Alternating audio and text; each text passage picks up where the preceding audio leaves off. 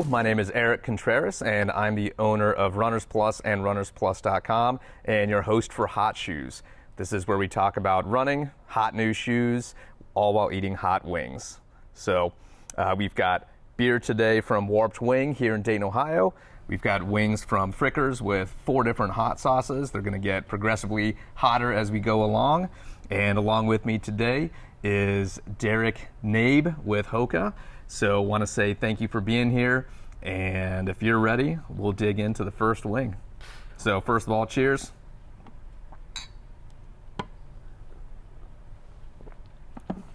And this is Lil Kicker.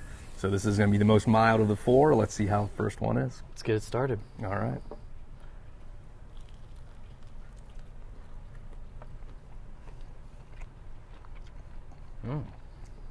That's good.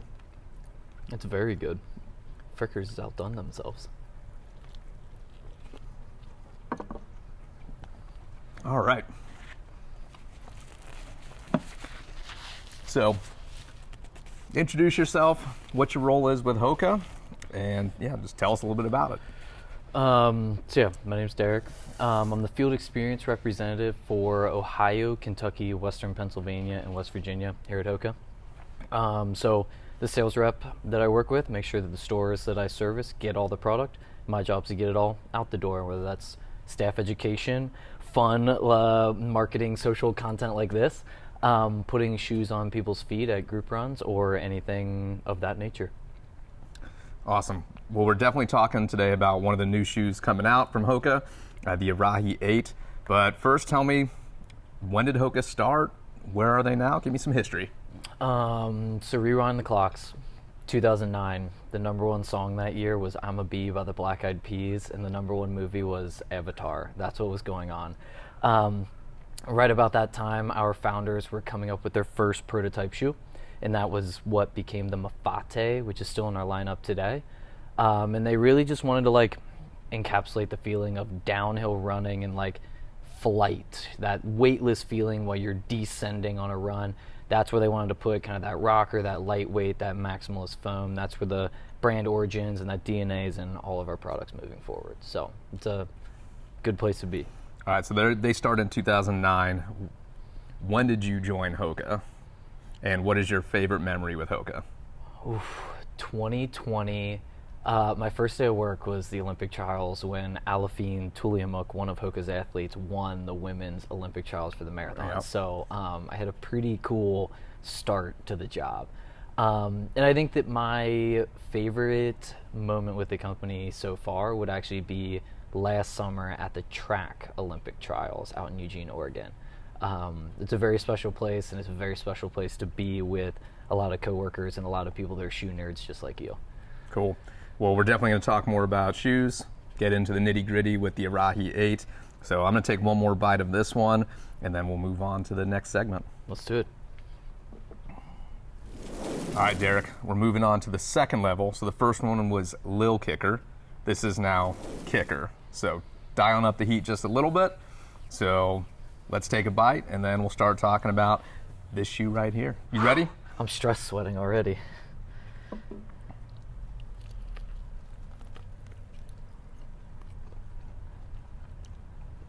That's still good.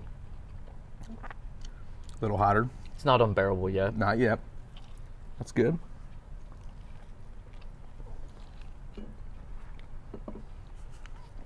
All right. While that heat is settling in, we've got the Hoka Arahi 8. Tell me about the shoe. Well, Eric, I'm glad you asked. So with the new Arahi, we're going to put a different blend of foam in the midsole. It's also going to move to the Clifton Last, the same one the Clifton's on that we just launched. So it's going to raise from a 5 to an 8 millimeter offset in the back of the shoe.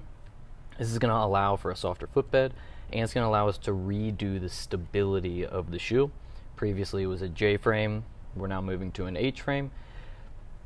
It's terminology, that's jargon. Basically what I'm saying is it's going to become more stable, it's going to be lighter weight, and it's going to be softer under your foot.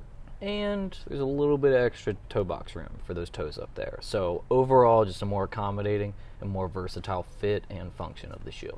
So we're very excited about it. Got it. So what other shoes in the Hoka lineup have some of this technology? So the Arahi and the Gaviota are two stability shoes. So the Arahi is going to be more of that like Honda Civic of stability, and the Gaviota is going to be more of that Cadillac of stability. If you have more of like that mid-range style, and then you have like the premium or like the really plush style, would be the Gaviota. Got it. And who's the customer that would walk into one of our stores and this would be the perfect shoe for them? Ooh, I'd hate to call out a competitor, but anybody that's maybe worn a Guide or an Adrenaline or an 860 or any of those other staple stability shoes in the market. The Arahi's still lightweight. You can still get moving pretty quick in it if you're running, but it's really meant to be just that like core dynamic stability, so you can log everyday miles in it, but it's got that structure that people that overpronate a little bit are just going to really rely on. Got it. And then, where can you buy it? At a place like this, at Runners Plus, of course, on July 1st. Excellent. Cool. Great to know about this shoe. We're excited to get it in. Should be landing any day if it's not already here. So I'm going to have another bite, and then we'll just ramp it up again a little bit. Let's keep doing it. I'm ready. I say that now. Mm-hmm. We're on to wing number 3. We had Lil Kicker, Kicker, now this is Killer. So this is the second hottest of the wings from Frickers. So we're going to dig into this and talk a little bit more about what's coming out for Hoka. So feel the heat. I am genuinely nervous. This one looks saucier. Oh, I can tell. Just the taste, this one's going to be hotter. That's got some heat.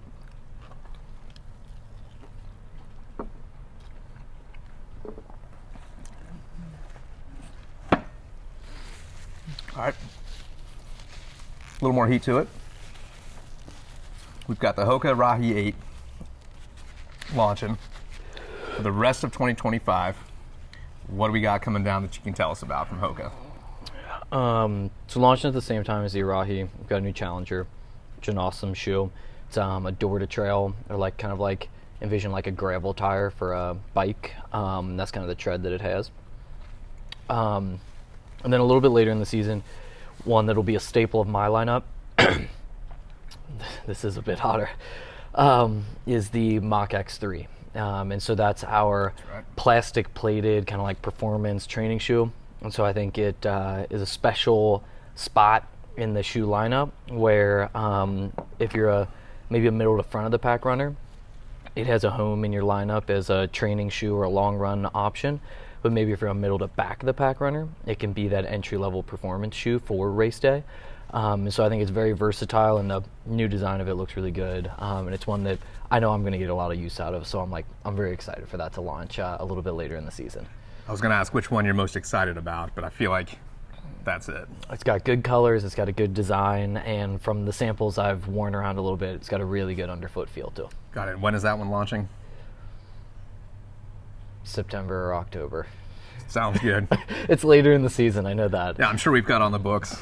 I'd have to check all my It's more than orders. 90 days out. I haven't started planning for it yet. Got it. All right, we've now made it to the 4th wing. I made the mistake of licking my fingers before this one, and it is a jump up from like a 5 or 6. We're up to a 9 or 10, I think. So we had Lil Kicker, then Kicker, then Killer. This is X-Scream. So this is the hottest one on the list from Frickers. So take a bite, see what happens. Cheers. Cheers. Oh, I'm still hurting.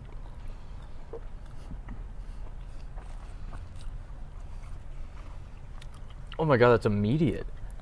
That's hot. So, definitely a little bit more heat to it. You've done a few episodes for us. Have you changed your preparation, or have you gotten better at handling spicy food? What's your spice level at these days? I have gotten better at eating spicy foods, but I don't know if anything. I'm regretting everything I said just like 5 minutes ago about how I was so ready for this. I'm not. Okay. This X scream is no joke. Okay. We've got high school and college track and field is kind of finishing up their season. And what are your favorite events to watch?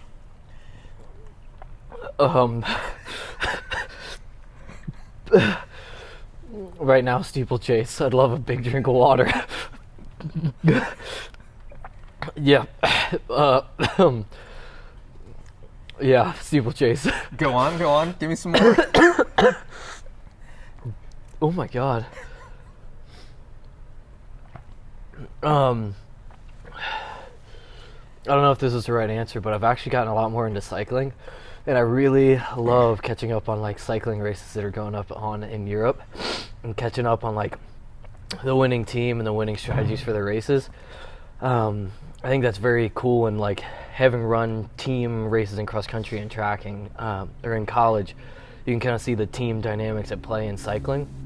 I think that's very interesting. I've been like really gravitating towards that recently. All right. I appreciate you being on here. I'm going to make you take one more bite, and I'm going to say thanks. I'm actually crying again. Yep. Mission accomplished. All right. Cheers.